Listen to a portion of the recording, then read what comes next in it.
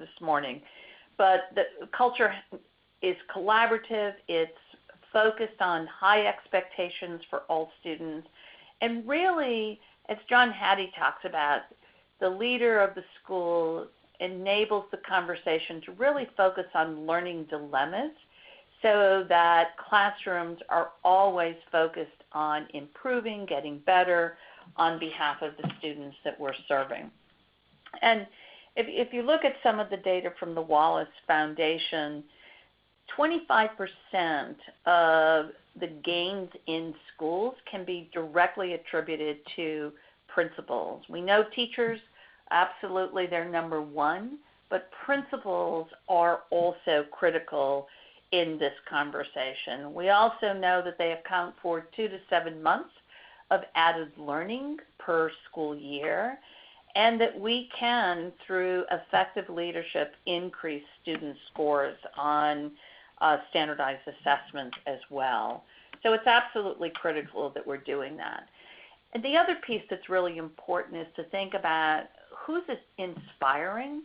And teachers report that that principal who is truly effective really enables them to do more in their classrooms, and that the level of support, the level of collaboration, 55% of teachers report increased collaboration where we have a principal who creates that culture, who has that ability to really engage others in the critical conversations.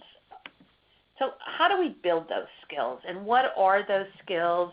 Because as we visit schools across the country, these are the things that we've learned that we know are essential in today's world. Principals who have a systemic view of how to operate, how do you fit within the total system? Principals who can articulate a clear vision, mission, and the core values of not only their school, but of the district and of the community. I've already mentioned this, the culture of collaboration, having high expectations, and an unrelenting focus on those expectations. A strong instructional leader, this tends to be the number one thing that we hear from superintendents, from others, if we're really going to achieve the differences in student performance, in the ability of students to graduate and to be able to operate at a high cognitive level, creative level, and apply the knowledge and skills. It takes a strong instructional leader who can really work with teachers in a different way. Data-based decision making, and the ability to build a strong team, because it's not an individual, but it's the collaboration, it's the collective group within a school that can really make a difference. So how do you build that team? What does it look like? And we also really think it's critical that a principal creates a culture where leadership is really a disposition and it's distributed among many within the school.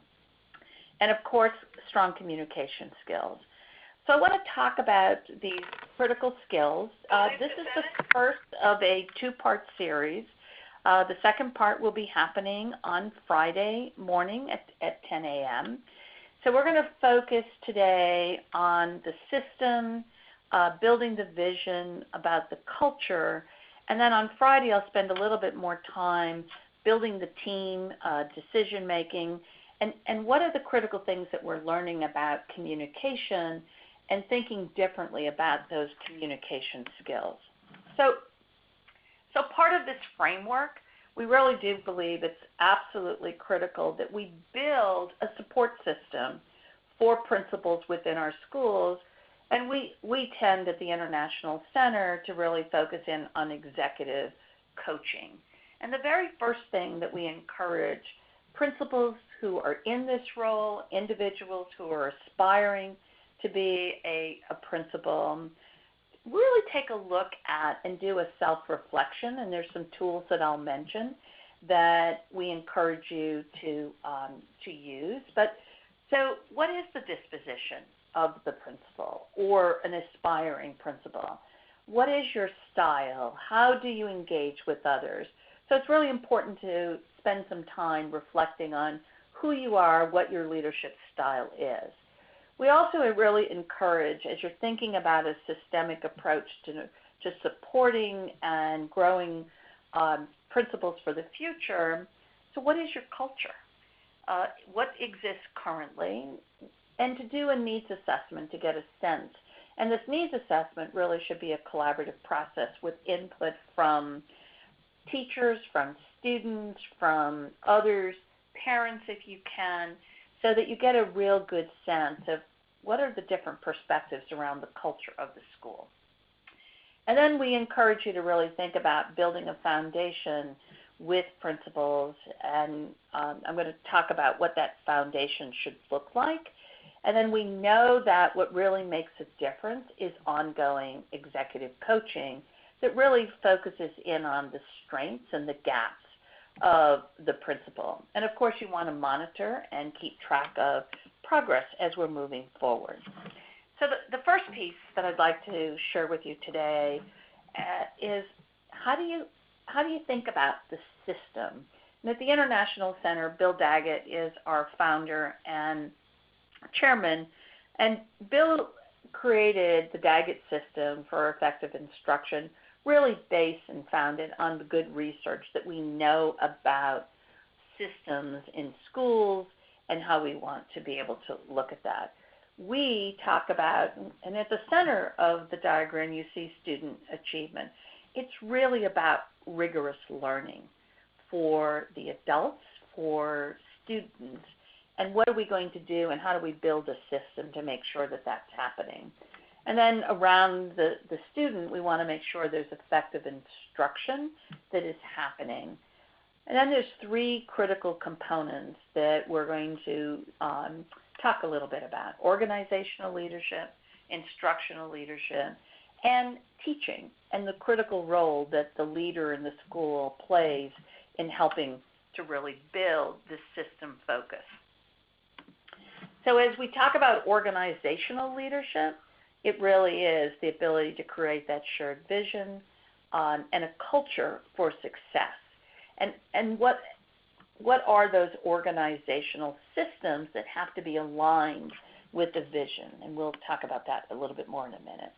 Instructional leadership, really focusing in on the instructional priorities, absolutely critical with the adoption of California's college and career standards, Common Core. How do you use data? And then absolutely thinking about building capacity through professional learning, networking for all within the school. And then as we focus on teaching, what will be those instructional shifts? What are the strategies? How does a principal really support those? Because what we know is that you've got to build a system approach to really building student achievement. And as you think about this system, put it in a context of what we might have referred to as a traditional framework of how things operated in the past and where do we really want to be as an effective leader. So in prior frameworks of thinking, very often leaders might have really focused on what teachers should do, teacher-focused, really focused on what's happening in the classroom. Vision is set by those in central office, and the vision was primarily defined in terms of academic measures. What's the content that we need to be able to ensure is happening? Rigid structures that really focused on the adults, not on the learning. And what we really know that is going to make a difference in schools is a leader who thinks about the entire system, and we'll go a little deeper into that in a few moments. And the system is focused on students. What do we need to do to ensure that student learning is maximized? And the vision is built collaboratively. Teachers, principals, community members, middle school, high school level, engagement of students. So it really does represent a collaborative vision for where the school needs to be. The vision is more than just academics. It's looking at those personal skills that we know are going to be essential for students to be successful, with a major focus on the learning. So it takes a system, not just a teacher, in order for us to make sure that we're going to build the capacity. But at the heart of this is the student and the work we need to do. So there are some critical elements that we think principals have to be thinking about in pulling their system thinking together. So as you think about the teaching, which absolutely has to be at the heart because it's how we're going to support the learning. So how do you build that effective instruction? And do you have commonly understood expectations that are rigorous and relevant to the students? We want to make sure that leaders are supporting and recognizing if there's a deep understanding of the content. And we also want to make sure that the environment, learning environment, is engaging and aligned to the learner's needs. The other elements that we're looking for as we're building this system perspective, we want to have a leader who can make